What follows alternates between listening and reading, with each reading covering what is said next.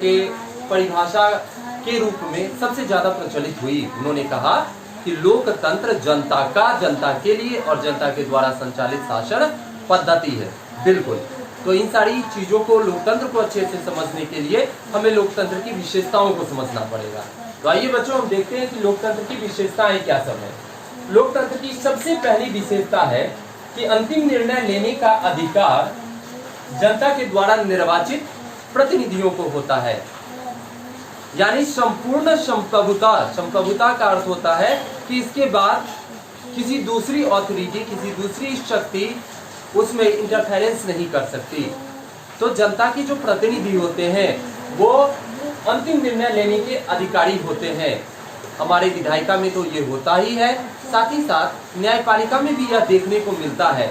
जैसा कि हम जानते हैं कि अगर न्यायपालिका के द्वारा भी किसी व्यक्ति को फांसी की सजा दे दी गई है और जनता चाहती है कि उसे फांसी न पड़े, प्रदर्शन हो रहे होते हैं, देश में एक आंदोलन सा स्थिति होता है, तो फिर वह क्षमा याचिका या क्षमादान के लिए राष्ट्रपति के पास जल जाता है और राष्ट्रपति देश की स्थिति परिस्थिति को देखते हुए, जनता की व्यवस्था को देखते हुए जनप्रतिनिधि के रूप में उसके क्षमा को माफ कर सकते हैं, कम कर सकते हैं या दूसरी सजा में बदल सकते हैं। अर्थात यह एक ऐसी शासन प्रणाली है जहां अंतिम निर्णय लेने का अधिकार केवल और केवल जनता के द्वारा चयनित प्रतिनिधियों के ही हाथ में रहता है।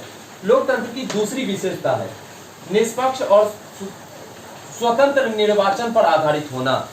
यानी किसी के पक्ष में निर्वाचन नहीं हो, निर्वाचन में स्वतंत्रता हो, निर्वाचन पूरी तरह से साफ और स्पष्ट हो। इसके लिए एक अलग चुनाव आयोग का गठन कर दिया जाता है और चुनाव के समय सत्ता पक्ष चुनाव को प्रभावित न कर ले, इसलिए सत्ता पक्ष की शक्ति को भी सीमित कर दिया जाता है और सारी शक्तियां चुनाव आयोग के हाथ में आ जाती है। तो यह एक ऐसा तंत्र है जिसमें निर्वाचन की प्रक्रिया पूर्णतः निष्पक्ष और स्वतंत्रता पर आधारित होती है।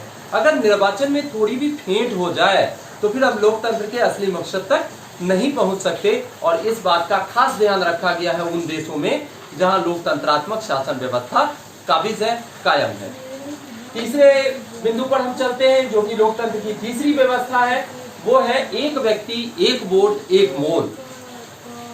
हम बहुसंख्यक हों, अल्पसंख्यक हो, किसी भी धर्म विशेष के मानने वाले हों, हम बहुत अमीर हों या बहुत गरीब हों, वोट में कोई फर्क नहीं होता।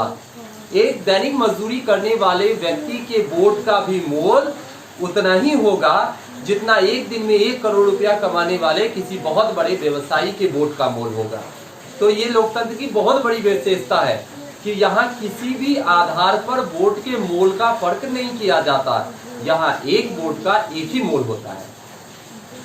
चौथा और अंतिम विशेषता लोकतंत्र की जो बहुत महत्वपूर्ण है वह है कि विधि का शासन होना। हमारे यहाँ कोई भी जनप्रतिनिधि, कोई भी जनता के द्वारा निर्वाचित व्यक्ति भी अपने मन से निर्णय नहीं ले सकते। उन्हें निर्णय लेना होगा तो विधि के हिसाब से जो संविधान में दिया गया वर्णित विषय है, संविधान में वर्णित बातें हैं, उसी के आलोक में कोई वो निर्णय ले सकते हैं। तो विधि का शासन होता है, किसी व्यक्ति विशेष का शासन लोकतंत्र में नहीं होता। और नागरिक अधिकारों का संरक्षण भी लोकतंत्र में बहुत अच्छे से किया जाता है।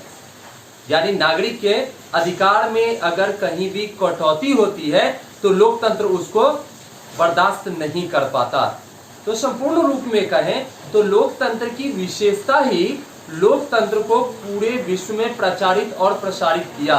लॉर्ड ब्राइस का एक बात कहना हम जरूर चाहेंगे जो कि लोकतंत्र के विषय में बहुत महत्वपूर्ण है, वो यह कि लॉर्ड ब्राइस ने कहा था 1921 में कि आज से 70 साल पहले कोई लोकतंत्र को पसंद नहीं करता था, लोकतंत्र को लोग नापसंद करते थे, लेकिन आज पूरे विश्व में लोकतंत्र की